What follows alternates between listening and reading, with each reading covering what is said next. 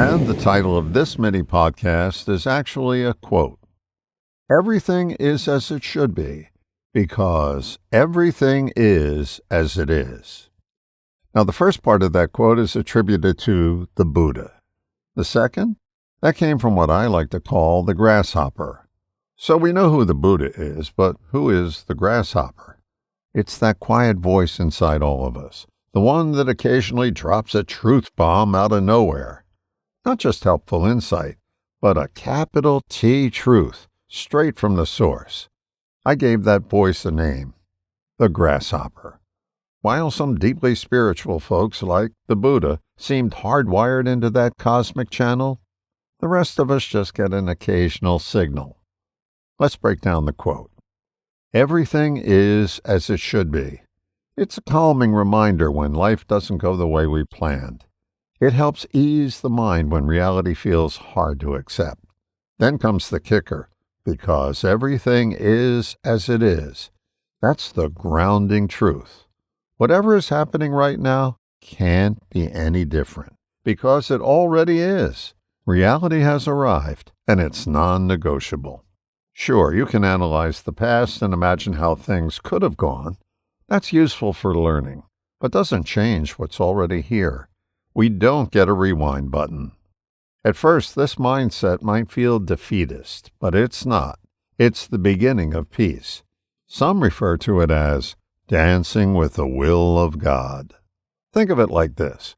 You can't put spilled milk back in the glass, or feathers back in a pillow during a windstorm. Complaining changes nothing. But we do have a choice to fight reality or move with it. Most of us spend our lives fighting it. That fight? It's what the Buddha called suffering.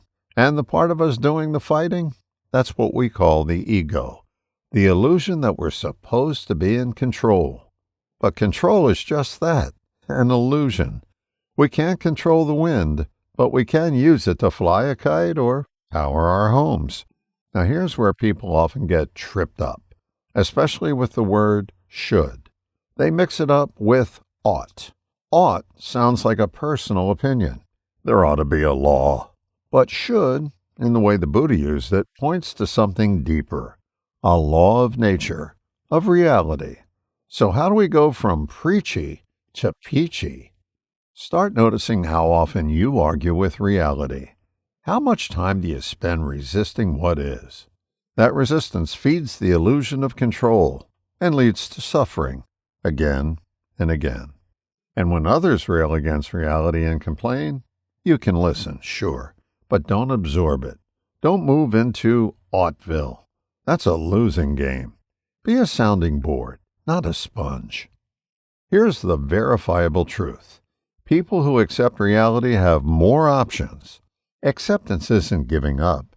It's clearing space for something new to emerge.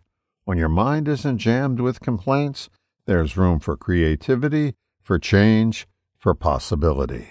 Acceptance isn't passive. It's powerful. So accept what is. Then take a step.